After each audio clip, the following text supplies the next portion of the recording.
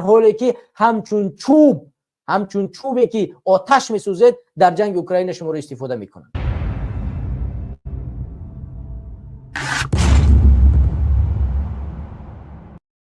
یعنی حالتی امروزای توجیک تو اون درجه اومده رسیده است که تو را در همه جا به تروریست گفته تهمت میزنن، تنقید میکنن، تحقیر میکنن، خاموشی را اختیار میکنیم است. علاوه بر ضمن همین مشکلات ها باز از جانب پلیس همین کشور دستگیر میشوی، میبرند به اداره پلیس، نو بسته از اون که شهروندی، پتن داری، پرپیسکا داری، همه قانون رو داری، ترا دستگیر میکنن، میبرن در اداره پلیس، لاتوکوب میکنن، چند روز نگاه میدارن، اخیر دیپارتاسیون میکنن، پاسپورت انولی رو میکنن، روان میکنن، میره توجیکستان.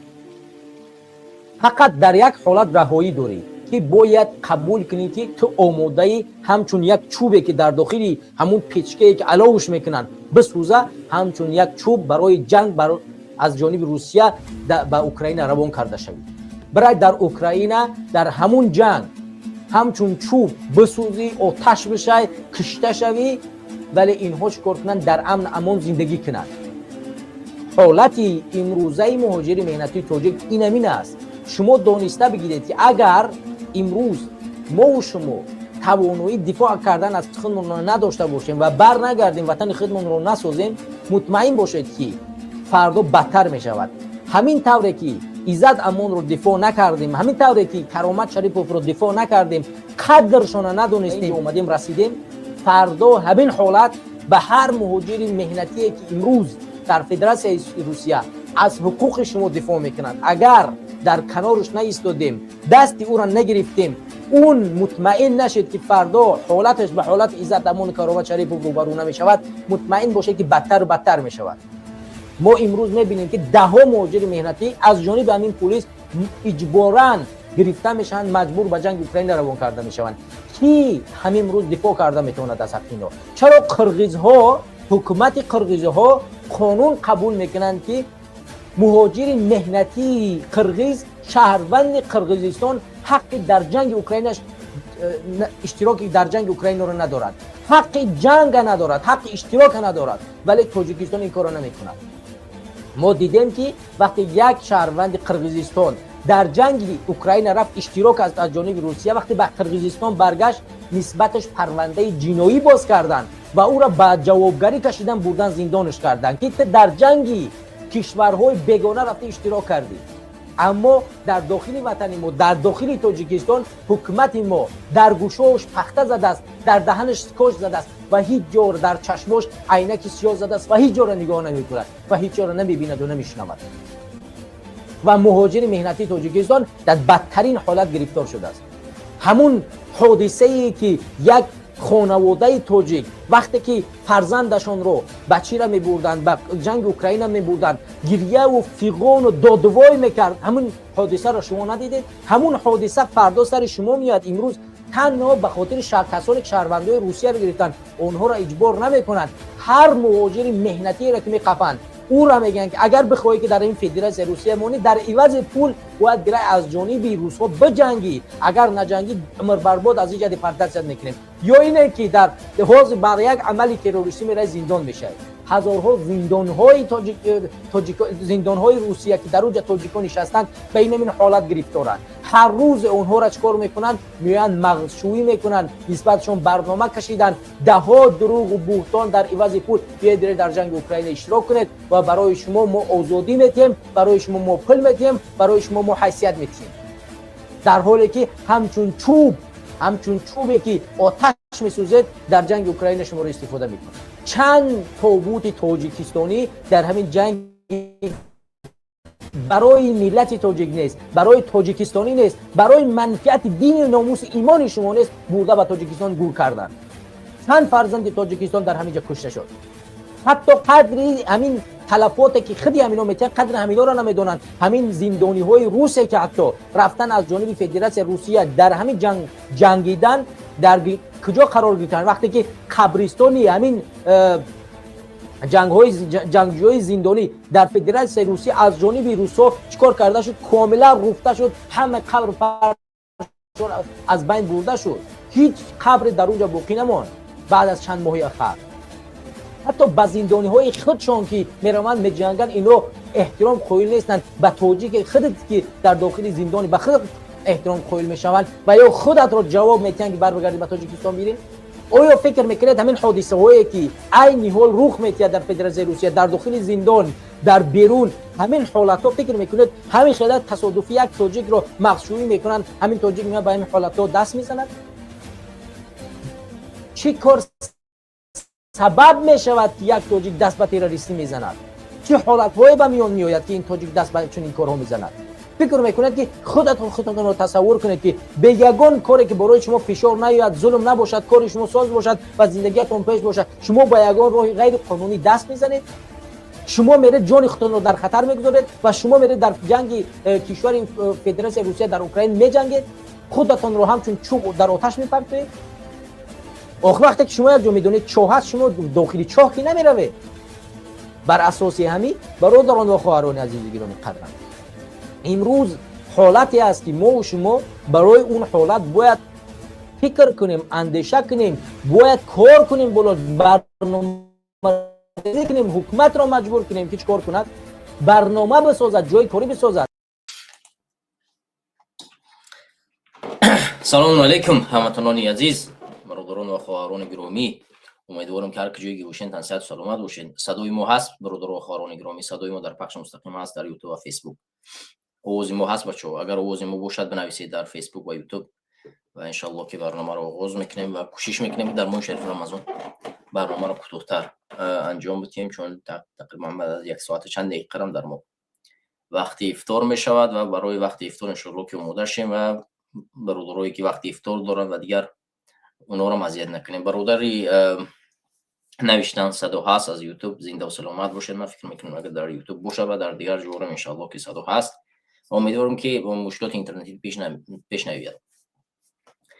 بسم الله الرحمن الرحیم الحمد لله والصلاه والسلام علی رسول محمد و آله و اصحابه اجمعین اما بعد السلام علیکم و رحمت الله و برکاته. خدمت همه شما همدیگران و هموطنان عزیز و گرامی قدر امیدوارم که هر کجای باشین تن صحت و سلامت باشین و بار دیگر ماه شریف رمضان رو با شما تبریک میگویم و امیدوارم که در ماه شریف رمضان روزه و نمازهایتون قبول بگردد.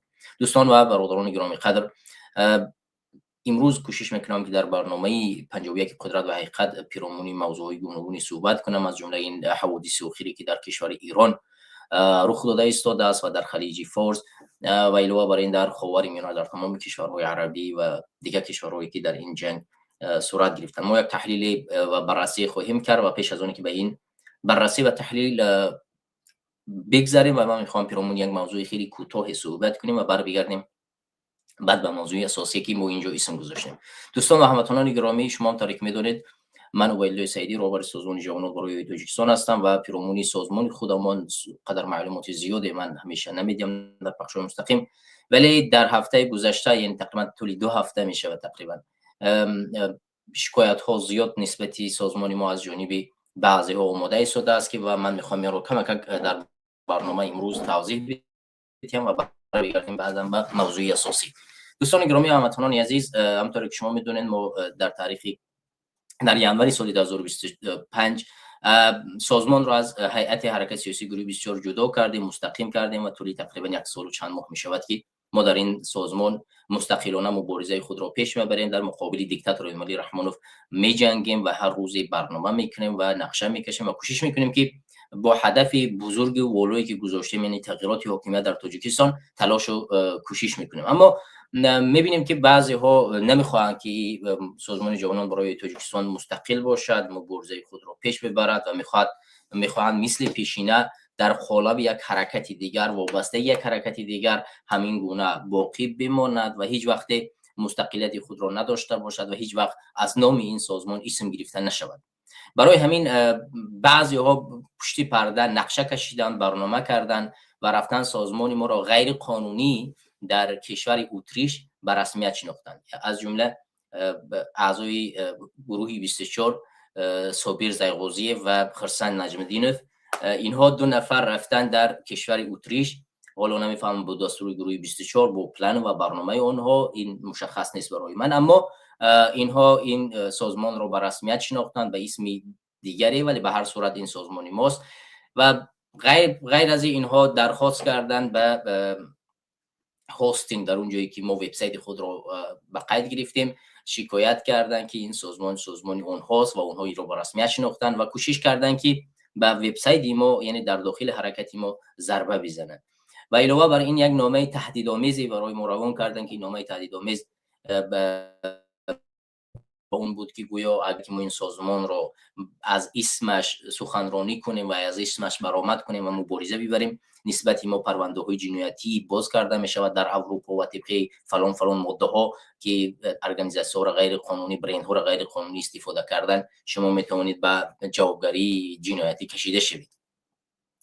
من نمیفهمم که این مشورات های نادرست را به این بچه‌ها کی داده است و البته منم نمیخواهم که با اینها داد و گرفت زیاد کنم در این مسائل سیاسی و حقوقی، اما تنها یک چیز را اینجا ذکر میکنم که سازمان جوانان برای تاجیکستان یک روند سیاسی طولانی دارد.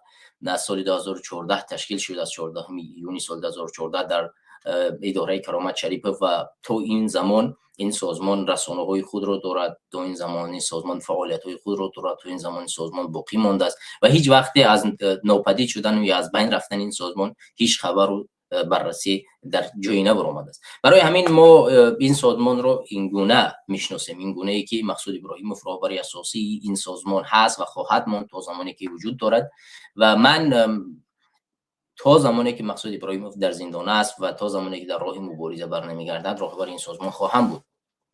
برای همین و امکان داره که در روند این انتخابات ها اگر که هر کسی دیگری هم که رهبر این سازمان انتخاب شد، تا آزاد شدن مقصود ابراهیموف خواهد بود و مقصود ابراهیموف که آزاد شد و اگر بخواد سازمان رو باز پس بگیرد و بیاید و شورا تشکیل کنه با این شورایی که هست و دوباره این قرارها به دست اون برخواهد گشت و اون رهبر اساسی و تشکیل کننده این سازمان است. دوستان گرامی و هموطنان عزیز، بالاخره این سازمان تاریخ و وسیله خودش را دارد، ولی صابر سیغازی و خرسان نجم‌الدینov اینها با شکایت هایی که کردن وبسایت ما را 2 مرتبه شکستن و ما تقریبا زیاده از 1 تا 2 هفته وقت فرصت گرفت که ما دوباره وبسایت خود را به دست بگیریم و دلایل زیادی پیشنهاد کنیم که این سازمان با اونها تعلق ندارد. این یک سازمانی بسیار طولانی مدت، یعنی در سال 2014 تشکیل شده است. این سازمانی نیست که در سال 2025 در اتریش تشکیل شده باشد. این سازمانی است که یک تاریخی خیلی بزرگی دارد و از سال 2014 تا این جانب فعالیت میکند و سامانه‌های رسمی خود را دارد. حتی همین سامانه وبسایتی که تشکیل شده است از سال 2025 از اول سال تشکیل شده، از سال 2024 تشکیل شده است. ولی تشکیل کردن یک سازمانی به اسم و رفتن را به رسمیت شناختن، اونم در آخر سال 2025 بعداً شکایت کردن به یک سازمانی که تقریبا 10-11 سال پیش از این تاریخ دارد، امکان ندارد و این قانونی بودن نمیتواند. برای همین ما خوشبختانه با دلایلی که اثبات کردیم توانستیم سامانه رسمی سازمان جوانان رو دوباره برقرار بکنیم و در اینجا من یک مقاله رو نشر کردم و میخوام این مقاله رو همزمان به شما پیشکش کنم و طبق این مقاله همزمان وبسایت رسمی ما که اینجا وجود دارد میتونید شما ببینید. دوستان گرامی و هموطنان عزیز، این وبسایت رسمی سازمان جوانان برای تاجیکستان است، تیرت، و ما اینجا یک مقاله برای ایران به زبان فارسی نوشتیم و علاوه بر این همونطور که می‌بینید این بیانیه رسمی سازمان جوانان برای تاجیکستان در مناسبت این حالات‌هایی است که تشکیل شده است. همونطور که شما می‌بینید یک فیسبوک در یک سامانه نشر پیدا شده است به اسم جوانان تاجیکستان برای تاجیکستان. بازم اشاره میکنم که این سازمان به ما ربط ندارد و از اسم ما اگر هر کجا هر کسی رو فریب میکند، ما همونطور میکنیم در گذشته بعضی ها برای فروختن کاغذ و یا اینکه بر راه مبارزه از هر کسی پول، مال و هر چیزی که گرفتن و من شخصا بنده و ویلای سعیدی از کسی نه پول گرفتم نه کسی را دعوت کردم که در کجای پول روان کند و یا به کسی را پول بدهد و اگر هر کسی چنین اثبات و دلیلی دارد مرحمت پیشنهاد کند و من آماده پاسخگویی چنین چیزها هستم. برای همین اساس ما اگر هر کسی که از جانب شما پول می‌ستاند شما را فریب میکند، این صفحه به ما ربط ندارد و ما پاسخگوی چنین یک صفحاتی نیستیم. مسئله دیگه که اینجا من پیشکش شما میکنم مسئله نوشتن این سازمان است که من میخوام این رو برای شما قدم به قدم یعنی نشان بدیم. سازمان جوانان برای تاجیکستان با تکیه به مسئولیت حقوقی و موقعی رسمی خود به اطلاع جامعه شهروندی و بین المللی و وسایل اخباری عامه می‌رساند که روزهای اخیر عملهای غیر قانونی گمراه کننده و اداره و دارای نشانه‌های غصب نام و آبروی تشکیلات از جانب شخصان علیحده از جمله صابر سیغوزی و خرسند نجم‌الدین رو به نظر می‌رسد. و در اینجا من دوستان گرامی یک عکسی رو گذاشتم که همونطور که شما می‌بینید در سال 2014 از جانب مقصود ابراهیموف راهبر اساسی سازمان جوانان برای تاجیکستان نشر شده است و در اینجا ملاقات جوانان تاجیکستان یعنی سازمان جوانان در شهر مسکو بود و همطور که می‌بینید ما با مقصود ابراهیموف و دیگر برادران در اینجا چیکار کردیم حضور داریم. مسئله دیگر اینجا از جمله در همین هفته صفحه و پلتفرم اطلاعاتی به استفاده از نامی تحریف شده از سازمان جوانان تاجیکستان برای تاجیکستان تأسیس داده شده است که به نام رسمی تشکیلات ما یعنی سازمان جوانان برای تاجیکستان موافقت نمی‌کنند و هیچ ارتباط حقوقی و تشکیلاتی با ما ندارد. این عمل‌های همچون کوششی برقصدانه غصب نام تقلب در معرفی تشکیلات و گمراه نمودن جامعه ارزیابی می‌گردد. سازمان جوانان برای تاجیکستان 17 ایول سال 2014 در شهر مسکو با تشبث کرامت شریپوف حامی حقوق مهاجران مهنتی و با دستگیری عمر القوات راهبر حرکت سیاسی گروه 24 تأسیس شده است. جلسه مؤسسه در دفتر کرامت شریپوف برگزار گردیده. در آن مقصود ابراهیم و راهبر تشکیلات عبیدالله ناصر معاون یکم و نسیم جان شریپوف معاون دوم انتخاب گردید. با مساعدت حقوقی ادوکات نیکولای نیکولایویچ در همان دوره برای به قیدگیری رسمی تشکیلات به مقامات فدراسیون روسیه درخواست پیشنهاد گردیده بود. همطوری که می‌بینید در اینجا سازمان جوانان برای تاجیکستان با تمام رسانه‌ای که اون زمان ما در نوی تاجیکستان در زیلو برآمد می‌کردیم با صورت مقصود ابراهیموف که در سال 2014 تشکیل شده است. این صورت همطور که شما می‌بینید در برآمد مقصود ابراهیموف و اسم سازمان هم در اون زمان با چنین شناخته شده بود. تاکید می‌گردد که صابر سیغوزی و خرسند نجم‌الدینوف در هیچ یک از جلسه‌های مؤسسات اشتراک نداشتند و با تأسیس تشکیلات هیچ گونه ارتباط ندارند. این حالت با دلایل معلوم معتمد از جمله عکس و ثبت‌های ویدیویی جلسات تأسیسی پورا تصدیق می‌گردد. یعنی یادآور میشیم دوستان گرامی همین دو نفری که امروز خود را راهبر و یا اینکه نمیفهمم نماینده و هر چیز دیگه میدونن با سازمان ما هیچ ارتباط در گذشته نداشته باشند. وقتی که ما سازمان رو در مسکو تشکیل کردیم یگان نفر اینا در جلسات مهمی که ما در اونجا راهبر انتخاب کردیم و در اونجا ما نمیفهمم جانشین انتخاب کردیم هر جلسات دیگه داشتیم اینا حضور نداشتن و اینا هیچ وقت در همون جلسات نبودن و این جلساتی که در اینجا شما میبینید یکی از جلسات است در اداره کرامت شریپوف در اینجا برادر محوجی علی هست در اینجا سهراب ظفر هست در اینجا دیگه برادرها هستن در اینجا من هستم و ده برادرای دیگه و این جلسه یکم ما نه جلسه پنجم ششم ماست و جلسات دیگری رو اگر ببینید در اون جلسات ما حضور داریم و ده ویدیو در یوتیوب برادر کرامت شریپوف وجود دارن و میتونید که در اونجا ببینید که اشخاص با چنین اسم یعنی صابر سیغوزی و خرسند نجم‌الدین وجود نداشت و علاوه بر همه همین صابر سیغوزی تا سال 2015 تا وقتی که محروم عمر علی قواتف از دنیا درگذشت اصلا از نشر کردن عکس و یا آشنایی شدن خودش در سامانه‌های مجازی ترس هراس داشت و هیچ وقت خود رو آشکار نمی‌کرد. حتی من با این نفر سفر داشتم از روسیه به ترکیه ما توسط کشنیو سفر کردیم و در کشنیو در یک هتل یک روز موندیم و در همین روندی که من 15 روز در ترکیه بودم در همین روند با هم رفتیم و عکس گرفتیم در استانبول و همیشه تاکید میکرد که صورت‌های ما یا که عکس‌های من در جای نشر نشود و حالا ادعای او میکند که در زمانی که این سازمان در سال 2014 تشکیل شده بود و این نفر تو اون زمان نه آشکار بود و نه در جلسه‌های مؤسسین تشکیل یعنی اشتراک داشت. حالا برمیگردیم به دوامی این.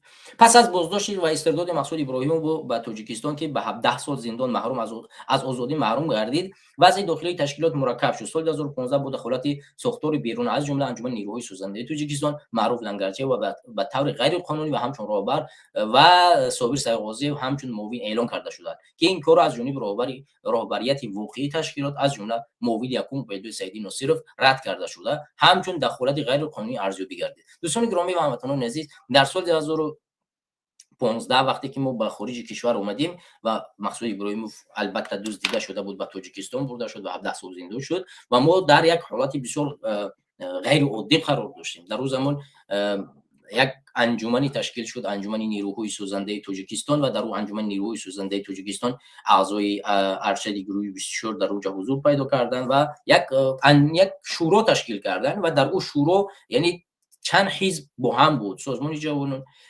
گروه 24، آزادی دولت و تنداری که رهبر جان عطی‌الله است.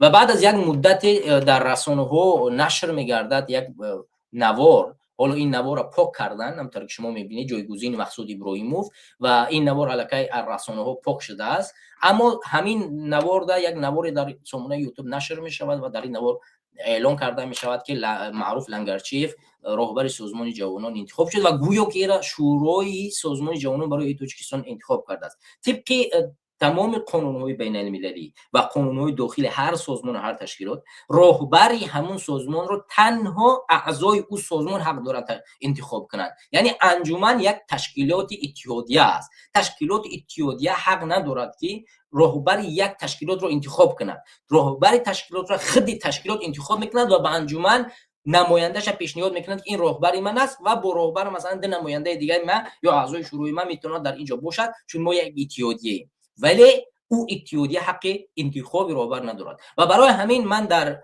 قدم اول این رو انکار کردم و اعلان کردم که این مثلا داره که میبینید کدام جوانان این رو انتخاب کردن که شاگردان مقصود درک ندارد. این تعجب آور است. مردمی که مقصود رو انتخاب کرده بودن حالا از رسانه‌های خبری میفهمن که حقیقت ندارد. من همچون کاتب احیای تاجیکستان از این نشست خبر ندارم. آیا این نشست بود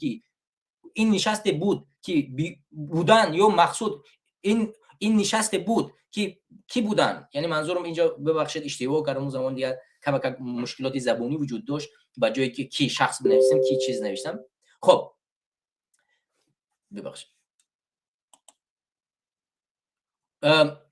همچون کاتب احیای تاجیکستان، خب اینا کی بودن؟ خبر ندارن. ببینید مقصود ابراهیموف شورای تشکیل کرده بود، معاونی خودش درک نداشته است مگر؟ یعنی ما به این مقصود که آیا سازمان غیر از این شورایی که ما داریم یگان چیزی دیگه تشکیل کرده است که من بیخبر هستم که در داخل انجمن برای ما راهبر تعیین میکنن، اونم معروف لنگرچیف و یا معاونش صابیر. و علاوه بر همین این هم من انکار کردم و این رسمی است در سامانه‌های ما تو الان هست، این دلیل نکردم، من تو الان پاک نکردم، در سامانه فیسبوک ما میتونید ببینید. بعد از این همزمان در سال 2016 باز دوباره صابر سیغوزی به طور خسرانه خود را همچون راهبر و معروف لنگرچی همچون معاون خود معرفی کردن بودن. اینا جعلش کنک کردن و یکیش اومد راهبر بود، دیگرش اومد معاون، همین رو عوض کردن، ولی یگان ساختار نساختن. یعنی تو این زمان از نام سازمان شاید در گوجه چیزی نشر کردن، فقط در رادیوی آزادی یک بار نشر شده است که معروف لنگرچی جایگزین مقصود ابراهیموف شد و تمام دیگر نه مبارزه سیاسی صورت گرفت، نه در یگان اسمی سازمان صورت گرفت، نه یگان مثلا اینا به من مراجعت کردن که شما همچون معاون آیا همین سازمان از گذشته یگان چی داشت نداشت. علاوه بر این من بازم در سامانه میبینید یا تاجیکستان، این سامانه رسمی فیسبوکی گروه سازمان جوانان است که در سال 2014 تشکیل شده است. سال 2014 در روندی که ما در روسیه قرار داشتیم این رو انکار کرد. یعنی ببینید من عبیدالله ناصرف کاتب مقصود ابراهیموف این تغییرات کردی رو انکار کرده، او رو دخالت در داخلی سازمان جوانان برای تاجیکستان میشمارم. ببینید این رو نیز انکار کردیم. با وجود همین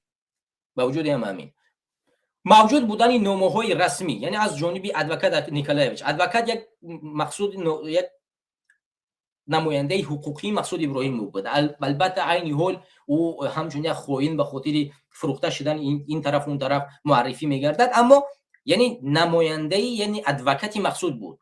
او یک نامه رسمی از نامی که او سازمان ما رو باید برای به رسمیت شناختن که تمامی اسناد سازمان در دست او بود به مینیوس مسکو روان کرده بود و اون نفر برای من نامه رسمی و با مهر داده است که من یعنی نفر تاییدی مقصود ابراهیموف در همین سازمان است و این چیزا با یک مهر زده است، چون او از دید سندی تمام اسناد در دست دارد و او اسناد عینی حال در دست من هم نیز هستند که تمامی اسناد نشان میدهد که من اداره کننده این سازمان هستم. خب ببینید علاوه بر همین صابر و خرسند هیچگاه برای اداره یا هماهنگسازی سامانه‌های اطلاعاتی تشکیلات که از سال 2015 و 17 فعال بودند مراجعت نکردند و در سال‌های 2015 2020 هیچ گونه فعالیت واقعی از نام تشکیلات نداشتند. اگر آنها واقعا راهبر می‌بودند می‌بایست دارای وبسایت رسمی، صفحه‌های فعال در فیسبوک، یوتیوب یا حداقل مراجعت برای اداره کنی سامانه‌های اطلاعاتی تشکیلات می‌بودند، یعنی به من مراجعت می‌کردند. تو این زمان اینا هیچ مراجعت نامه به من روانه نکردن که من راهبرم بیا سامانه رو به من بسپار. خب سال 2015 سامانه فیسبوک بود، گروهی فیسبوکی بود، چرا به من یک بار مراجعت نکرد؟ همین صابر که گویا راهبر است چرا یک بار مراجعت نکرد؟ چرا یک بار نگفت که همین گروه ها از کیان، چرا برنامه سازمان مبارزه میبرن؟ یک بار به من برومد بگه که خودت خد جانشین این مقصود بودی نفر سازمانی یا یگان بار اعضای سازمان قدیم به کدام نفر مراجعت کرده؟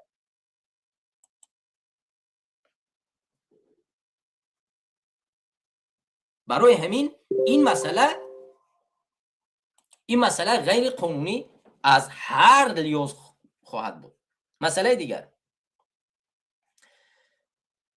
علاوه بر همه همین معلوم است که صابر سرغازی در انتخابات رسمی گروه 24 اشتراک نموده نامزد خود را پیشنهاد کرده است. این دلیلی مستقیم است که فعالیت سیاسی او به همون حرکت وابسته میباشد. از این رو ادعای او همچون راهبر سازمان کاملا بی اساس و منطقی غیر امکان میباشد. ببینید یک انسان نمیتواند همزمان راهبر یک سازمان مستقل باشد و علاوه بر این بتواند اداره یک سازمان یک نامزد یک حرکتی مستقل دیگر بکنه. این چگونه میتواند راهبر سازمان باشد؟ حالا اگر که بگیریم که فرض کردیم که در سال 2016 ما یک بیانیه نشر کردیم در سامانه رسمی حرکت سیاسی گروه 24 و در اونجا نوشتیم که سازمان جوانان برای تاجیکستان جزئی بخشی از گروه 24 میشود، یک بخش از گروه 24 میشد و ادامه مبارزه خود را در داخل گروه 24 میبرد. بر اساس همین سازمان بخش کادرهای گروه 24 گردید. یعنی بخش کادرها، هر کسی که رئیسی بخش کادرهای گروه 24 میبود او راهبر سازمان جوانان برای تاجیکستان میشید طبق قرار شورای گروه 24 که با این ادامه میتید تا زمانی که نیاز باشد. پس اگر هم که ما فرض کردیم که امروز اینا خود رو راهبر اعتراف کردن در کدام اساس؟ یا اساسی اون نشر شده گروه 24 رو انکار کردن، او رو دروغ میشمارن یا در اونجا نبودن و یا اینکه امروز خود رو غیر قانونی برای غیر معقول برودن خود رو راهبر انتخاب کردن. نه اینش درست میگوید نه اونش درست میگوید. یا اینه که بیانیه نشر کردن که ما مستقل شدیم و عین حال سازمان جوانان دوباره مستقل است، بخش از کادرهای گروه 24 نت و مستقلانه خود اداره میکند و راهبر دارد دیگر.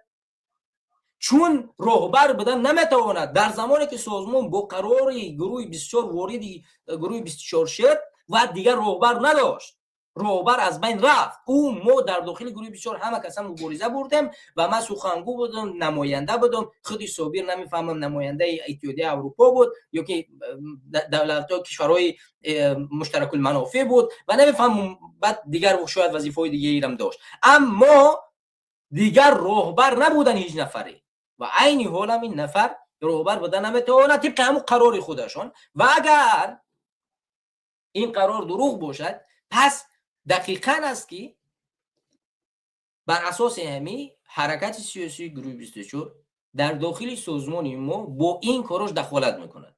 من روزی که سازمان رو مستقل ساختم به یکی از نمایندگان ارشد همین گروه زنگ زدم و گفتم که برادر من سازمان رو اعلان میکنم مستقلیتش و عین حال من در پیش کامپیوترم و من را اعلان میکنم و پیش از آنی که اعلان و نشر بجقم من به خودت میگم که برادر من با شما جنگ اعلان نمیکنم، با شما هیچ وقت جنگ نمیکنم، با ضد شما در جایی نمینویسم و بر اساس همین از شما هم همین طلب دارم که نکنین همین کارو. ما مستقلیت خود اعلان میکنیم، مبارزه را میبریم جداگانه و شما جداگانه مبارزتون رو ببرید و اون نفر گفت که این کار نادرست است، این کارو نکن، این در موبایل نادرستی میاد. خب گفتم که در سازمان دیگر عین اون تقریبا من موندم و دیگه بچه‌هایی که در اینجا هستن دیگر من بیرونش میکنم و برای همین من به شما آگاه میکنم و من به شما مشکل ندارم و خارج میشم.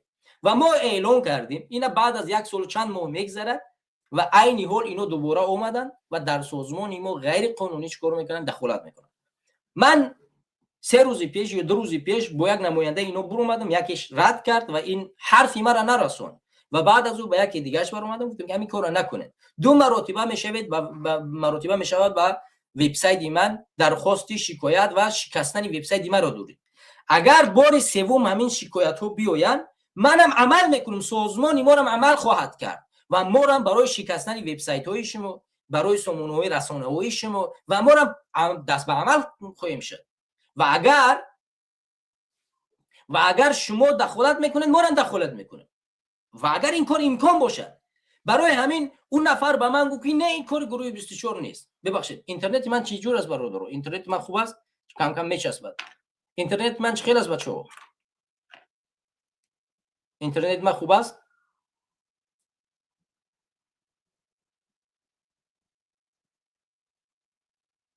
اینترنت من بچه‌ها سوز است در این چیتون. با خودی که کم کم آواز بزیم اومده است در خود من. بچه‌ها صدای من هست؟ خوب است. اگر که بزیب شد بچه‌ها خبر کنید به خاطر که من می‌بینم که کم کم مشکلات پیش اومده است. حالا این گفت که نه این کار گروه 24 نیست، بیاید من یه معلومات معلوم کنم. من گفتم در وابسته اونه که خودت معلوم میکنی اگر همین شکایت سیوم بیاید من اقدامات ضروری میاندیشم و قدم به قدم هر یک شکایتی که شما اومد منم یک وبسایت شما رو میشکنم. یک کار کردم برام یک کار میکنم، شما یک ضربه میزنی برام یک ضربه میزنم. نمیشود که شما یک نفر ضربه بزنی یک نفر به شما ضربه نزنه. این امکان ندارد. شما مرا زدید من شما رو میزنم. این طبیعت زندگی انسان همین است. میگوید که من خب اگر که حرکت سیاسی گروه 24 نمیداند چگونه خودسرانه چون این اتفاقا میافتد، چگونه یک نفر میآید از نام گروه 24 هر چیزی که میخواد نشر میکنه، در حالی که من 6-7 روز پیش به اشاره بار اول وقتی شکایت اومد من یک بیانیه نشر کردم در فیسبوک خودم و این رو انکار کردم. این کاری درستی نیست و دخالت در داخل ما نکنید. من اسم نبردم ولی میبینم که اونها اهمیت نمیدن، همینطوری که نمیدونن و علاوه بر همه همین وقتی که یک سامانه فیسبوکی فکی با نوع اسم سازمان ما تشکیل کرده شد و در اونجا صابر خودش رو رهبر اعلام کرد، تمام تیمی تبلیغات حرکت سیاسی گروه 24 دخالت کرد. پس وقتی که دخالت مستقلانه فرمان از بالا نیست، از جانب شورای گروه نیست که خود صابر اعضای ریاست همین شورای حرکت سیاسی گروه 24 است، چگونه میتواند تبلیغات تیم در اینجا دست به کار شود؟ پس شک این است که شما دست دارید و دست شما معین است و اگر درخواست‌ها برای شکایت و شکست گروه ما سازمان ما ادامه پیدا کند ما هم این کار میکنیم. این طوری نیست که شما زور و ما ضعیف و اگر شما زوری میکنید ما هم زوری خواهیم کرد و اگر شما ضربه میزنید ما هم ضربه میزنیم. من در پیش بچه‌ها 10 بار گفتم که برادرها من حرکت سیاسی گروه 24 از سال 2014 با تمام تلاش ها ساختم و هیچ وقت نمیخوام خانه رو خراب کنم. ولی اگر شما میخواهید که چیزی را که من وقت من مصرف کردم و این سازمان رو ساختم و رسانه‌هاش براش زحمت تلاش کشیدم، بچه‌ها زحمت تلاش کشیدن و این را شما برباد بدید، این گونه نیست که شما بدون ضربه خواهید ماند. شما ضربه زدید ما ضربه میزنیم. شما وقتی ما را برای برقرار کردن وبسایت 2-3 هفته گرفتید. ما برای پیشنهاد نمودن به همین وبسایت به ادمین همین ها ما هزارها اسناد پیشنهاد کردیم که دوباره بتوانیم کاملا حقوق شما را از بین باطل بکنیم و حقوق خود را برگردونیم، وگرنه اون سامانه اون چیزی که شما به رسمیت شناختید اون یک چیزی رسمی به شما می رود اگر که ما اثبات نمیکردیم که این چیز باطل است. و به علاوه همین من به کشور اتریش نامه رسمی فرستادم به اداره‌های داخل دارش، به یک اداره‌اش به وزارت خارجه و به دیگه اداره‌هایی که به همین مربوط کار میکنن که این کار غیر قانونی است و این تشکیلات باید باطل کرده شود در کوتاه‌ترین فرصت. و بار دیگر هم از همین طریق رسانه مستقیما به بچهای گروه 24 و کسایی که مسئولن و میدونن که این کار غیر قانونی است و نباید در داخل سازمان ما دخالت کنند و پیشنهاد من در کوتاه‌ترین فرصت این اسناد باطل کرده شود. این اسنادی که اینا به رسمیت شناختیان باطل کرده شود، چون این راهبر و مثل سیغوزی وجود نداره در سازمان ما. این باطل است، اعلان راهبریتی باطل است از جانب سازمان. ما این را باطل اعلان کردیم در گذشته. اگر این را رسانه‌ها نشر کردن مشکل رسانه‌ها است. من به رادیوی آزادی و به راهبریت رادیوی آزادی درخواست کردم و بازم از اینجا مراجعت میکنم و بازم یک نامه دیگر بعد از این با ارسال خواهم کرد که تمامی جزئیات تشکیلات و مال تشکیلات در دست ما بنده است و من راهبری قانونی این تشکیلات هستم و از شما خواهش میکنیم که هر نفر را به اسم راهبر این سازمان چیکار نکنید، نامبر نکنید. من به رادیوی آزادی اروپا به اداره رسمیشان به نام راهبرشان الکی نامه در روی کردم و علاوه بر این برابر تاجیکیش هم نامه روان کردم و لازم باشد بازم بالاتر خواهیم رفت و تمام این نامه ها را درخواست خواهیم کرد که این کار باطل کرده شود و هیچ وقت نتوانند به سازمان ما دخالت کنند.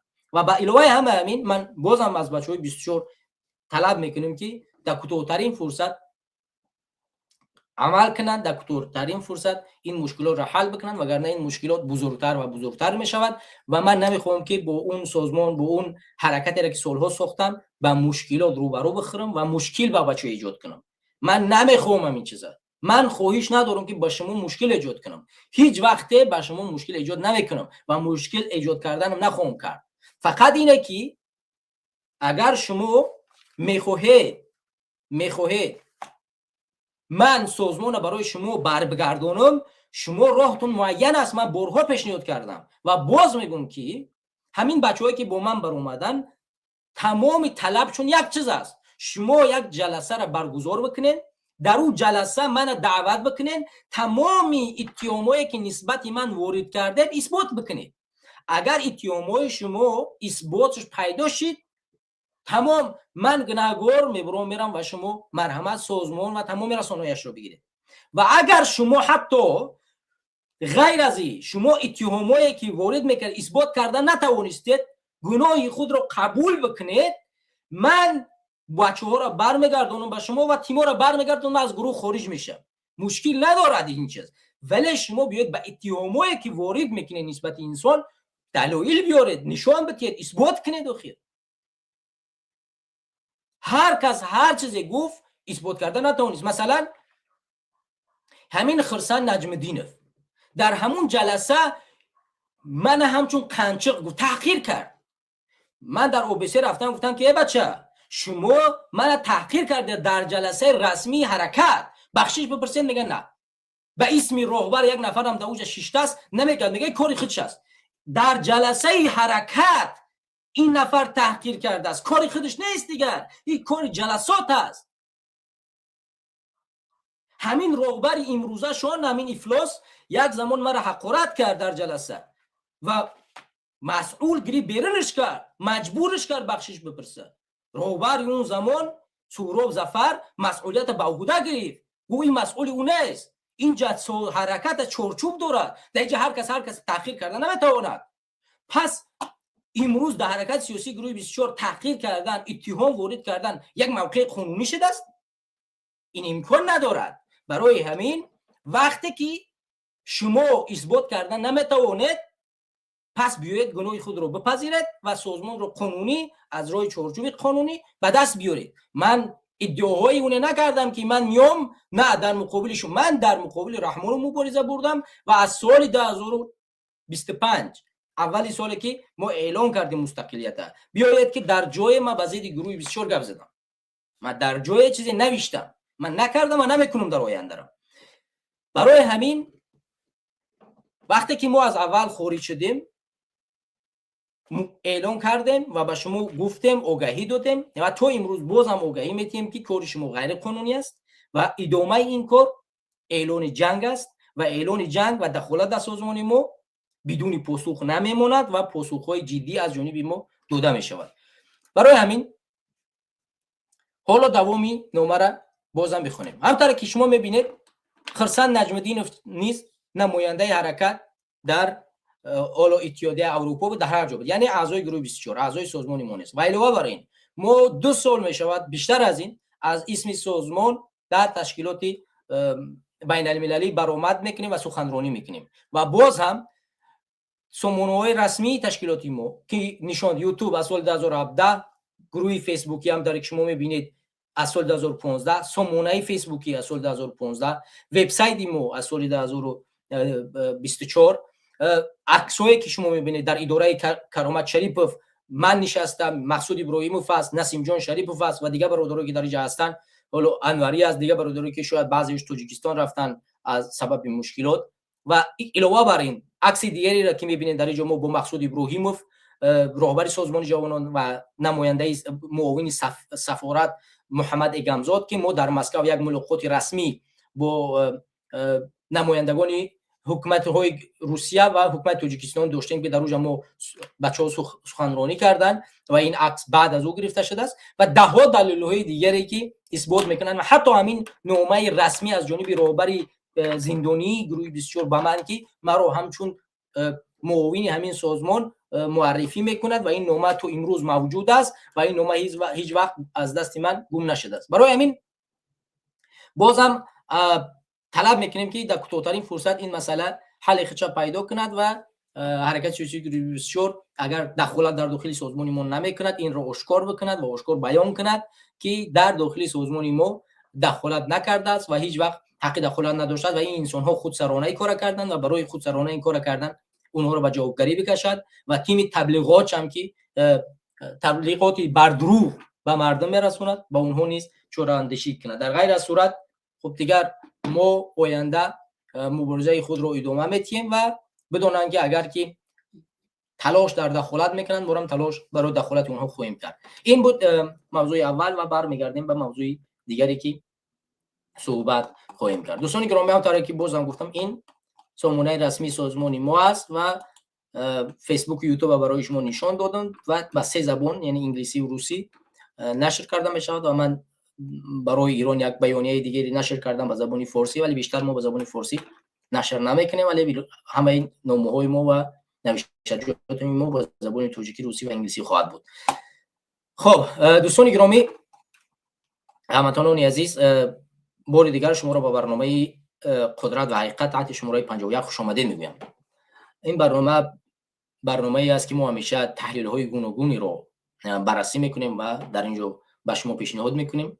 مسئله و هدف اساسی ما یک چیز است: بیدار کردن شعور سیاسی و تفکر و اندیشه شما برادران و خواهران گرامی. در این برنامه هدف ما اون نیست که ما بیاییم برای شما بگیم که برای برادران در فلان جا انقلاب کنین، در فلان جا فلان کار کنین. نه، اینجا هدف برنامه فقط اندیشه را تغییر دادن و انقلاب فکری را در فکری مردم جاری کردن است و اگر ما این کار رو انجام دادیم مطمئن باشه که به همون زینه اساسی که رسیدن به انقلاب است میرسیم و اگر به اون زینه رسیدیم بعد برنامه‌های دقیقی پیشنهاد خواهد شد که ما با کدام طریقه و با کدام ایدئولوژی به تاجیکستان برمیگردیم و چگونه حکومت را در آینده تاجیکستان میسازیم. تا اون زمان ما از هر راهی موجوده حقوقی که وجود دارد، حقوقی است و دید قانون به ما اجازه داده است، از اون راه پیش خواهیم رفت و مبارزه خواهیم برد و کوشش میکنیم که مردم رو بیدار کنیم تا سرجم شوند و بعداً اون نقشه اساسی که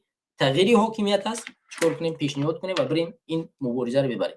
حالا دوستان گرامی و هموطنان عزیز، شما میدونید مشکلات 4 روزه در داخل حکومت جمهوری اسلامی در سرزمین ایران رخ داده است که حکومت اشغالگر اسرائیل و آمریکا به سرزمین ایران حمله کردند و ما میخوایم در اینجا یک تحلیل داشته باشیم که در رسانه‌های تاجیکی بسیار کم است چون این یک تحلیل ها و مشکلات هایی که عین ها رخ می‌دهد در جهان و ما همونطوری که در گذشته در مسئله اوکراین برنامه‌های مشترک داشتیم، یعنی من اون زمان در گروه 24 بودم و 10 برنامه برای اوکراین انجام دادم، حتی بعضی‌ها خودشان را قریمون دار بکشند که باید برنامه‌های مستقل در مقابل حکومت روسیه انجام داده شود، برنامه‌های هر روزه و پخش مستقیم که ما در مقابل این جنگیم ولی امروز از حرکت سیاسی گروهی بسیار چنین برنامه‌ای وجود موجود نیست و من از جانب سازمان جوانان چون یک برنامه‌ای را پیشنهاد کردم و کوشش می‌کنم که شاید یک روز دیگر چون یک برنامه‌ای را انجام بدیم.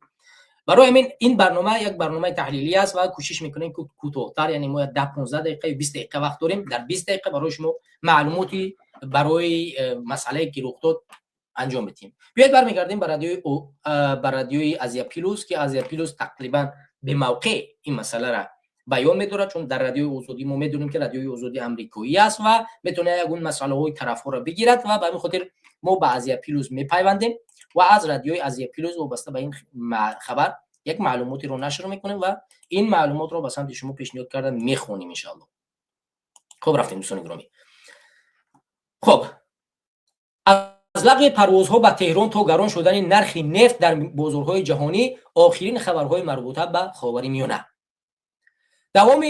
دوامی روز حمله ایران به اسرائیل و پایگاه‌های آمریکا در کشورهای خاورمیانه ادامه یافته و در پاسخ به این اسرائیل هم به ایران چند موشک پرتاب کرد.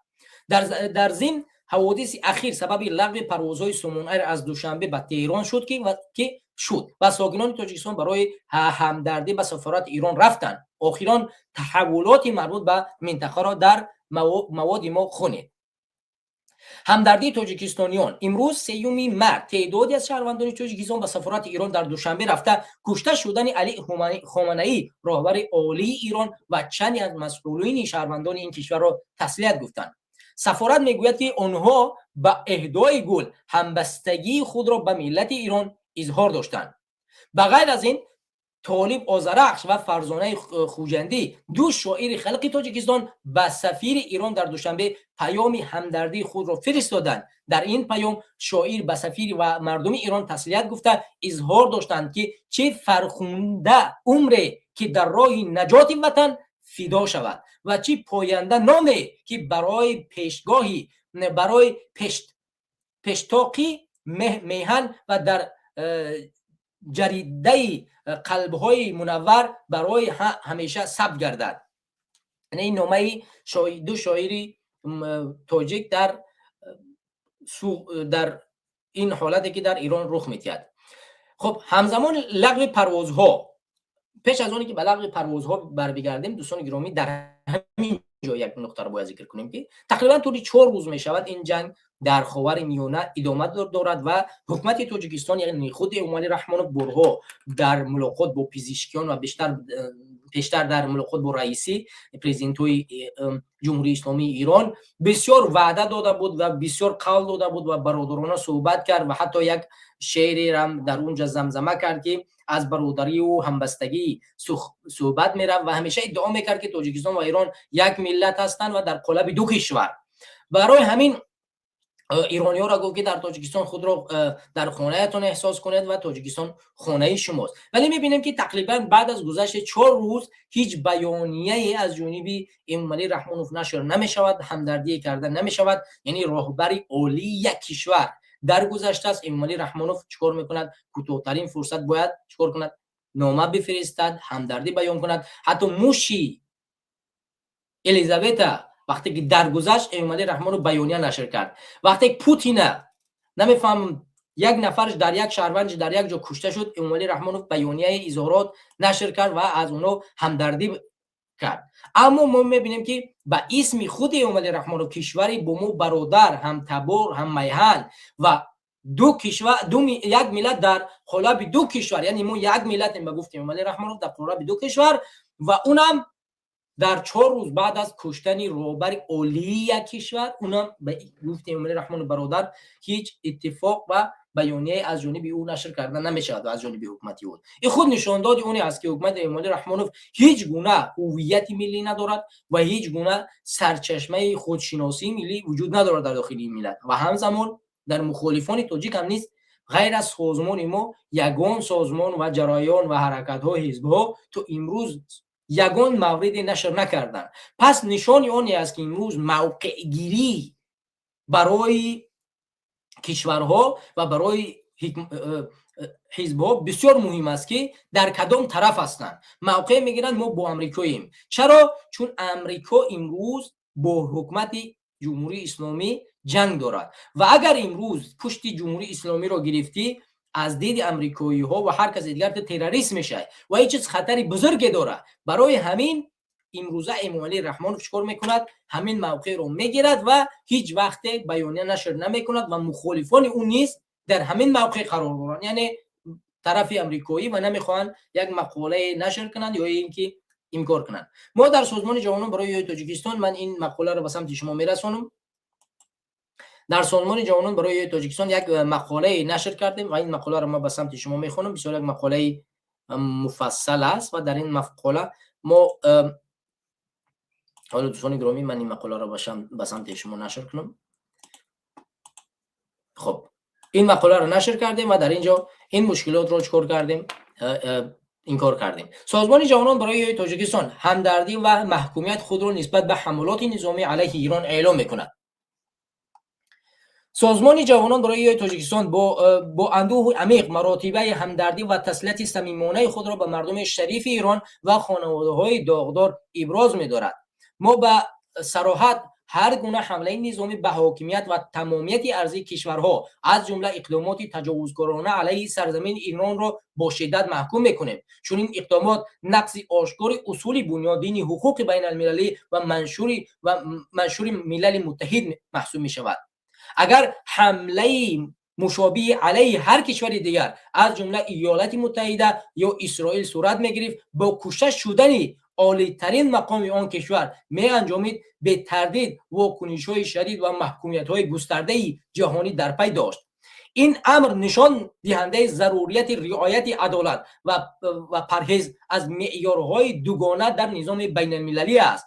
ما هر گونه تجاوز نظامی از سوی هر کشور به کشور دیگر را مردود دانسته آن را خلاف قانون اصولی پذیرفته شده بین المللی می‌دانیم. در پایان بار دیگر همبستگی خود را با مردم ایران اعلان نموده برای مجروحان شفای عاجل و برای بازماندگان صبر و استقامت آرزو می‌کنیم. با احترام، سازمان جوانان برای تاجیکستان. این بیانیه ما بود در نسبت مشکلاتی که در ایران رخ می‌دهد. حالا دوستان گرامی، مسئله دیگری که من اینجا از پیروز خواهم خواند، مسئله مشکلاتی که در رسانه‌ها نشر شده است. در این چند روز اخیری که ما می‌دانیم در روز حملاتی که از اسرائیل امریکا صورت گرفت، متاسفانه چندین نفرای کلیدی حکومت ایران به قتل رسیدن و علاوه بر این چندین کودک‌های زیر سن و مکتبخوان متاسفانه شهید شدن. اون مکتبخوان‌ها متاسفانه در این جنگ بسیار، یعنی ضربه سخت خوردن در روند تحصیلات، در روند آموزش علم، که این بسیار بسیار عملی غیر قانونی وحشتناک از جانب هر کشوری است که این رو انجام داده است و ما از تمام سازمان‌های بانفوذ و کشورهایی که انسانیت کمی در اون وجود دارد خواهش میکنیم، طلب میکنیم که این را محکوم بکنن و به مردم ایران کمک برسانند که انسان کشی و نسل کشی و مخصوصا پارسا که ما خودی ما پارس هستیم از بین برداشته شود و سرزمین ایران، زمین که اون جزء تاجیکستان هم هست، پاینده باشد و امن و امان باشد و بدون جنگ و تردید. و در این چند روز بازم خانه‌های زیاد خراب گردید، مردم زیاد متاسفانه کوچمنچی شدن، از خانه‌های خود بیرون شدن و این ضربات خیلی زیاد در طرف ایران وارد گشت.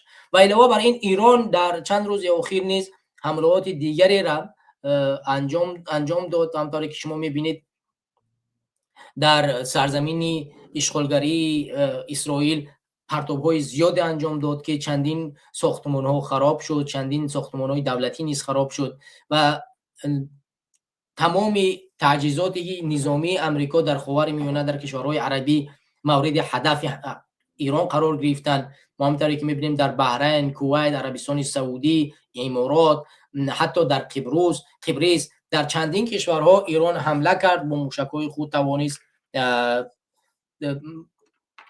این تجهیزاتی که به ضد ایران حمله کرده میشد اونها را چکار کند؟ بزند و از خراب بکند. همونطور که شما میبینید آمار کشته شدگان ایران الکی از پیروز نشر کرده است و 555 نفر گفته می شود. قبلا تعداد، یعنی در اینجا میبینید در همین حال هلال احمر ایران خبر داده است که تعداد کشته شده ها در پی حملات آمریکا و اسرائیل به این کشور به 787 تن افزایش یافته است که قبلا تعداد کشته شدگان 555 نفر بود. یعنی الکی تقریبا حدود 800 نفر متاسفانه در این جنگ کشته شدند. تعداد زخمیان اعلام نشده. در روز اول حمله آمریکا و اسرائیل به ایران، هلال احمر تعداد زخمیان رو 747 نفر گفته بود. خب این جمعیت اظهار داشته است که آمریکا و اسرائیل تاکنون به 153 شهر و 504 نقطه ایران 1039 ضربه زدند. اژانس بین‌المللی انرژتیک اتمی حمله به نشانه هسته‌ای نتنز را تصدیق کرد. همچنین اژانس بین‌المللی انرژتیک اتمی تصدیق کرده است که چند بینا در نشانه‌های هسته‌ای نتنز در نتیجه حمله آمریکا و اسرائیل به ایران آسیب دیدند. اژانس چندی پیش در صفحه خود نوشته است که طبق تحلیل عکس‌ها محوروی درآمدگاه کارخانه زیرزمینی غنیگری اوران ضرر دیده است، ولی گفته است که خطر پهنشوی رادیاسیون وجود ندارد. کوتاه از حوادث ایران. در ساعت‌های گذشته حمله آمریکا و اسرائیل به ایران ادامه داشته به چند نقطه از جمله در خیابان پردیس و پرچین تهران، بوشهر و اورونی ضربه زده است. خبرگزاری فارس از کشته شدن 13 نفر در پی حمله روز گذشته به یک پایگاه ارتشی ایران در شهر کرمان خبر داده است. در حمله امروزه به اصفهان نیز 3 نفر کشته شده است. خب رسانه‌های ایرانی به تکیه به وزارت میراث فرهنگ این کشور خبر دادند که در پی حمله آمریکا و اسرائیل کاخ گلستان آسیب جدی دیده است. کاخ گلستان از جمله آثار تاریخی مهم در تهران پایتخت ایران میباشد که فهرست میراث جهانی یونسکو وارد شده است. خب اسرائیل تعداد زخمیان در پی حمله ایران و اعلام کرد. همچنین حمله ایران نیز به اسرائیل طی چند ساعت اخیر شدت گرفته. وزارت تندرستی اسرائیل اعلام کرده که در پی حمله ایران به اسرائیل 1050 تن زخمی شده است. گفته می شود که این تعداد تنها 120 نفر در بیمارستان بستری بوده، باقی مانده رخصت شدند. به نوشته The Time of Israel. ضمن حمله های ایران به پایگاه‌های آمریکا در خاورمیانه نیز ادامه دارد. از جمله امارات متحده عرب از کشته شدن 3 نفر و زخمی شدن 68 تن در پی حمله های ایران خبر داده می‌نویسد الجزیره.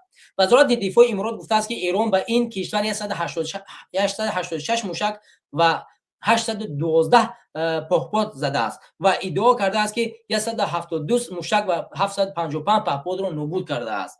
همچنین اون گفته است که طی چند ساعت اخیر یک پهپاد در نزدیک بندر سلاله سقوط کرده و یک پهپاد دیگر در این کشور راهگیری شده است. تلفات به قید گرفته نشده است. دفتر کمیسر عالی سازمان ملل متحد میگوید که از زمان آغاز حمله اسرائیل به لبنان پیش از 30,000 نفر به پناهگاه رفتند. کویت چند پیش از حمله سفارت آمریکا در شهر کویت را تصدیق کرد. قطر چند ساعت پیش اعلام کرده است که بیش از 8,000 نفر بنابر بسته بودن فضای هوایی در منطقه درماندند. نرخ نفت گران شده است. در همین حال در پس منظره حمله آمریکا و اسرائیل به ایران نرخ نفت و گاز در بازارهای جهانی گران شده است. روزنامه بریتانیایی فینانسیکال تایم خبر داده است که ارزش گاز در اروپا 45 برابر بالا رفته است. و 39 کیلومتر، خب این به انگلیسی نوشته است، ما نمیخونیمش همونطوری که شما میبینید. همچنان ایران هنگ هرمز گذرگاه باریک میان خلیج فارس و اقیانوس هند را محدود کرده که توسط آن 20% تمام نفت و گاز دنیا از این تنگه میگذرد. در همین حال نرخ نفت تا $85 برای یک بریل بالا رفته است. کارشناسان پیشگویی میکنند که این به زودی میتواند به $100 برسد. با آخران تحولات ایران و دیگر کشورهای خاورمیانه، وضع تاجیکستان در دیگر کشورها در بخش مستقیم از اقیانوس آگاه. خب برادران گرامی، همونطور که شما دیدید مسئله متاسفانه مشکلات ایران و آمریکا و اسرائیل باعث میگردد که مسئله های داخلی و خارجی تاجیکستان بسیار ضربه ببیند. ما میبینیم که در داخل تاجیکستان نفت بالاتر میرود و علاوه بر همه همین شهروندان ما که در دولت‌های عربی قرار دارند امروز با مشکلات بسیار جدی روبرو گشتند و هواپیماها بسته شده است، نمیتونن سفر بکنن و علاوه بر این شهروندان ما در داخل ایران با درخواست اونی که به سفارت صورت گرفته است زیاده از 100 نفر درخواست کرده است که میخواد به تاجیکستان بر بگردد. همه این نشان میدهد که این ضربه به ما تاجیکستانی‌ها بسیار ضربه سختی میرسانند و به علاوه همه این مشکلات ها نشان میدهد که تاجیک ها باید زیرک باشند در مسائل های سیاسی و دولتداری خود، زیرا این جنگ های جهانی نشان میدهد که ابوالقدرت ها از جمله امریکا، روسیه، اسرائیل و دیگر کشورها، چین، نمیخواهند که کشورهای خرد و یا کشورهایی که میخواهند بزرگ شوند اونها بزرگ بشوند و اگر که بخواهی بزرگ بشوی و مثل ایران برای به تو حمله میکنن، تو را میکشن، تو را از بین میبرند. برای همین ما باید زیرکی خود را از دست ندیم و ببینیم که چگونه ما میتوانیم از همین مشکلات در بیاییم و هیچ وقت همچون یک کشوری یعنی هیچ وقت استقلالیت خود را از دست ندیم و در صورت خاموش بودن، در صورت اداره نکردن درست دولت، ما میتوانیم تاجیکستان را از دست بدیم و یک کشوری جزئی نمیفهمم روسیه و یا اینکه ایران یا افغانستان و یا هر یک کشور دیگری بشوید. برای همین برادران و خواهران گرامی، ما برنامه خود را برای همین میکنیم که بدونید که این ضربه هاش بسیار سخت است و به علاوه این ما میبینیم که امروز جهان همچون یک قانون جنگل یعنی تبدیل یافته است. جهان امروز به قانون جنگل تبدیل یافته است و هر کسی میخواد هر کسی رو بزند ابوالقدرت میره میزنه. ما میدونیم که جمهوری اسلامی ایران گناه‌های زیادی انجام داده است، از جمله قتل عامی که در سوریه انجام داد، در عراق انجام داد، در چندین کشورهای دیگر. ما این رو تعارف توصیف نمی‌کنیم و این کار انجام داده شده است و این کار رو باید ما چیکار کنیم؟ محکوم بکنیم. ولی جمهوری اسلامی فقط یک غرور داشت، نمیخواست که زیر دست یک کشور ابوالقدرت برود.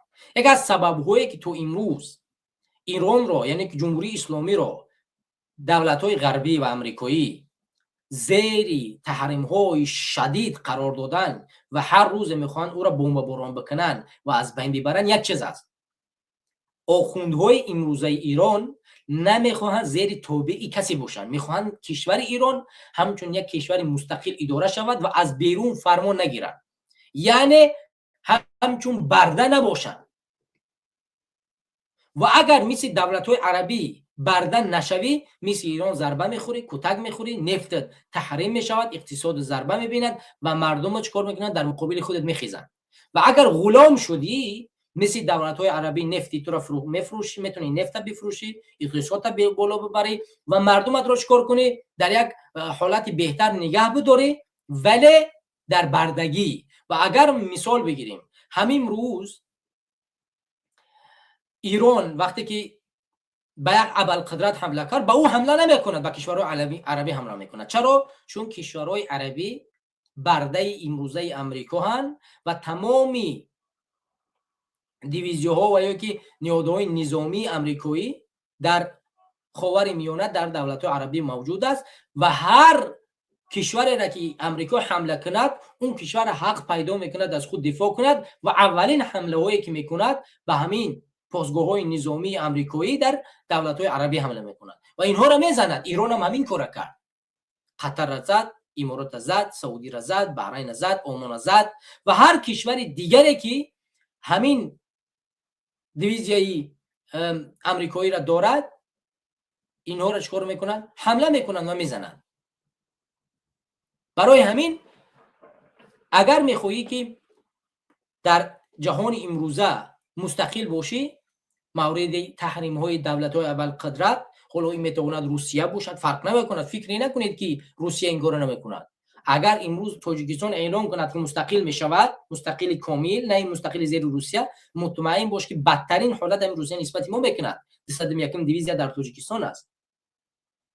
همین پایگاه نظامی چیکار میکند؟ حمله میکند و تاجیکستان را تصرف میکند.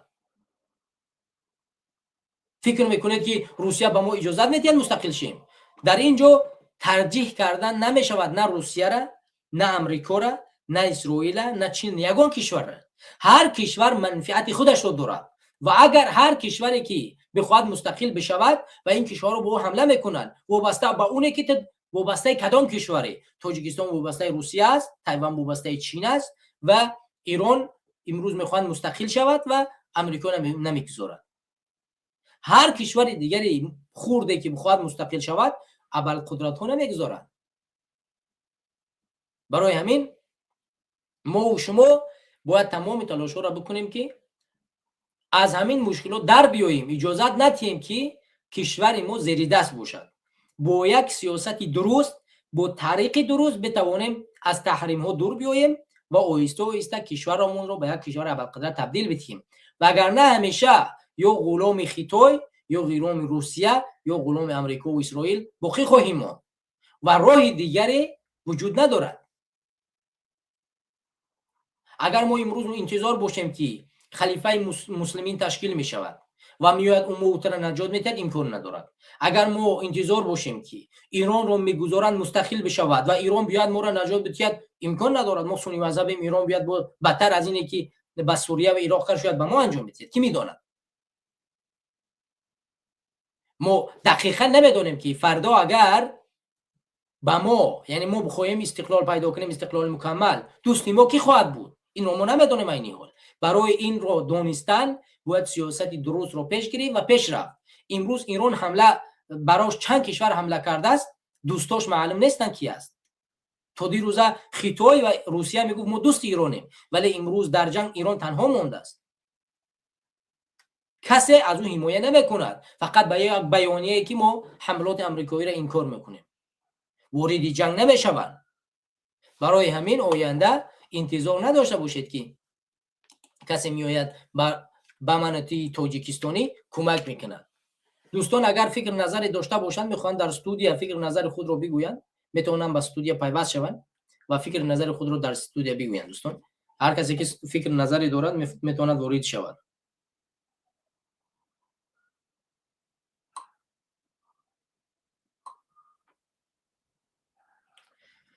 خب دوستان اگر فکر نظری داشته باشید میتونید پیوست شوید. دوستان بخشش خیلی عذر میپرسم، من حرفای خیلی زیاد دارم، حرفا تمام شوی ندارد، اما از وقت افطارم تقریبا حدود 10 دقیقه پس نمو وقت افطار میشود و من تقریبا از تشنگی دیگر جملات در زبانم نمیاد و از شما عذر میپرسم بابت اینی که شاید مشکلاتی گویش به میان اومد، مشکلاتی اومد که کدام کلمه در زبانی من پیچید. از تشنگی من مشکلاتی تشنگی بسیار زیاد دارم و چند مورد می شود از اذیت میکشم، شاید از دیدی مشکلاتی جگر باشد و هر مشکلی دیگری تو امروز پیدا نشده است، ولی همین دردش رنج میکشه که بسیار تشنه میشم و بسیار میخورم. خدا کند که پروردگار با ما سلامتی بدهد تو بتوانیم بیشتر برنامه ها را پیش ببریم و در خدمت مردم قرار بگیریم.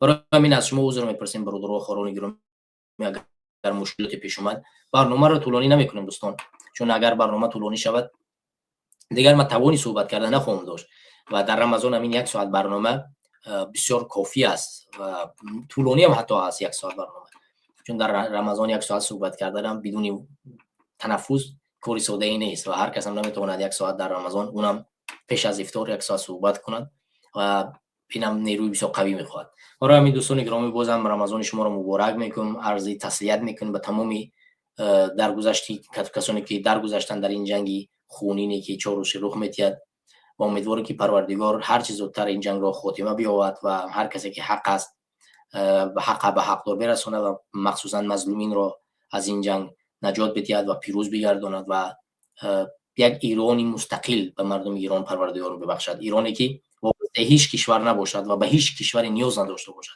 ایرانی مستقلی که بتواند مردمش رو پیروز بگرداند و مردمش رو مشرف بگرداند. احمد سلام علیکم، بفرمایید دوست گرامی.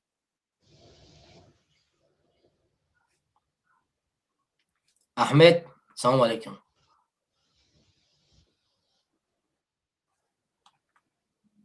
صدای شما نیست. خب دوستان گرامی دیگر به این برنامه را خاتمه بخشیم. پروردگار همه ما و شما و مردم شریف تاجیکستان و مسلمین و مردم ایران رو از این بلاها نجات بدهد و مسلمانان رو پیروز بگرداند و از جمله مردم مظلوم ایران رو پیروز بگرداند و به یک دولت مستقل، حالا من نمیگم که دولت اخوندی، به یک دولت مستقلی که او دارای رأی مردم ایران و دارای پیروزی آینده مردم که برای مستقلیت این کشور سعی و تلاش کند و ایران رو کاملا مستقل بگرداند و به یک کشور جهان تبدیلش بگرداند. باقی شما رو به خدا میسپارم. پروردگار همه شما رو حفظ کند. سلام علیکم و رحمت الله و برکاته. در حالی که همچون چوبی که آتش میسوزد در جنگ اوکراین شما رو استفاده میکنند.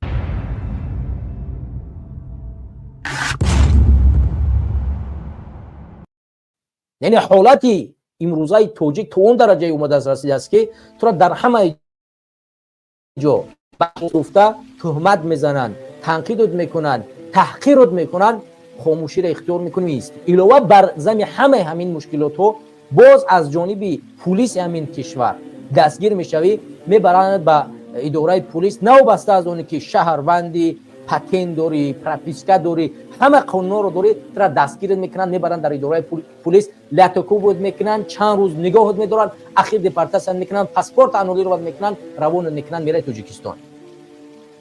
فقط در یک حالت رهایی داری که باید قبول کنی که تو آماده ای همچون یک چوبی که در داخلی همون پیچکه‌ای که علاوش میکنن بسوزه، همچون یک چوب برای جنگ از جانب روسیه به اوکراین روان کرده شوی.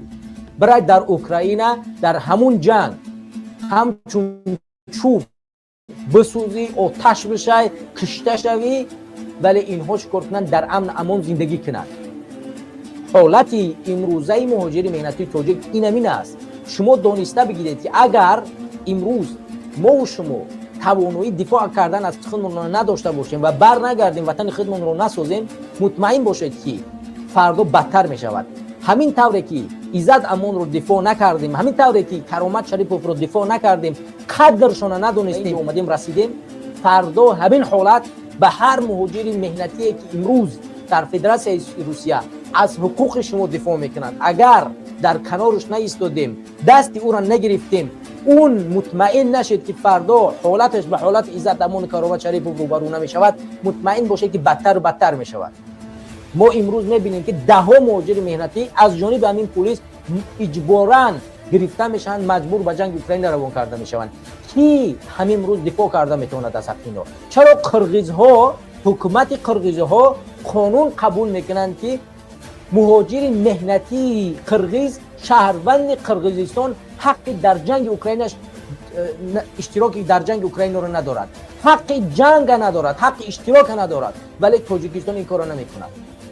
ما دیدیم که وقتی یک شهروند قرغیزستان در جنگ اوکراین رفت اشتراک از جانب روسیه، وقتی به قرغیزستان برگشت نسبتش پرونده جنایی باز کردند و او را به جوابگری کشیدن، بردن زندانش کردند که در جنگی کشورهای بیگانه رفته اشتراک کردی. اما در داخل وطن ما، در داخل تاجیکستان، حکومت ما در گوشاش پخته زده است، در دهنش سکوچ زده است و هیچ جا در چشماش عینک سیاه زده است و هیچ جا را نگاه نمی‌کند و هیچ جا را نمی‌بیند و نمی‌شنود. و مهاجر مهنتی تاجیکستان در بدترین حالت گرفتار شده است. همون حادثه‌ای که یک خانواده تاجیک وقتی که داشون بچی را میبردن، جنگ اوکراین میبردن، دیگه و فیغان و دادوای میکرد، همون حادثه را شما ندیدید؟ همون حادثه فردا سر شما میاد. امروز تنها به خاطر کسانی که شهروندای روسیه رو گرفتن، اونها را اجبار نمیکنن. هر مهاجر مهنتی را که میقفن، او را میگن که اگر بخوای که در این فدراسیون روسیه مونی، در عوض پول باید برای از جانب روسا بجنگی، اگر نجنگی عمر برباد از اینجا دیپارتاسیون میکنیم. یا اینه که در حوض بر یک عملی تروریستی میره زندان میشه. هزارها زندان‌های روسیه که در اونجا تاجیکان نشستن به این حالت گرفتارن. هر روز اونها را چیکار میکنن؟ میان مغزشویی میکنن، نسبتشون برنامه کشیدن، ده ها دروغ و بهتان در عوض پول بیاید در جنگ اوکراین اشتراک کنید و برای شما ما آزادی میتیم، برای شما ما پول میتیم، برای شما ما حیثیت میتیم. در حالی که همچون چوبی که آتش میسوزد در جنگ اوکراین شما رو استفاده میکنه. چند تابوت تاجیکستانی در همین جنگی که برای ملت تاجیک نیست، برای تاجیکستانی نیست، برای منفعت دین و ناموس ایمان شما نیست، برده به تاجیکستان گور کردن. چند فرزند تاجیکستان در همینجا کشته شد. حتی قدری همین تلفاتی که خودی همینا میتن، قدر همینا را نمیدونن. همین زندانی های روسیه که حتی رفتن از جانب فدراسیون روسیه در همین جنگیدن، در کجا قرار گرفتن؟ وقتی که قبرستانی همین جنگجوی زندانی در فدراسیون روسیه از جانب روسا چیکار کرده شد؟ کاملا رفته شد، همه قبر فرشان از بین برده شد، هیچ قبر در اونجا باقی نماند بعد از چند ماه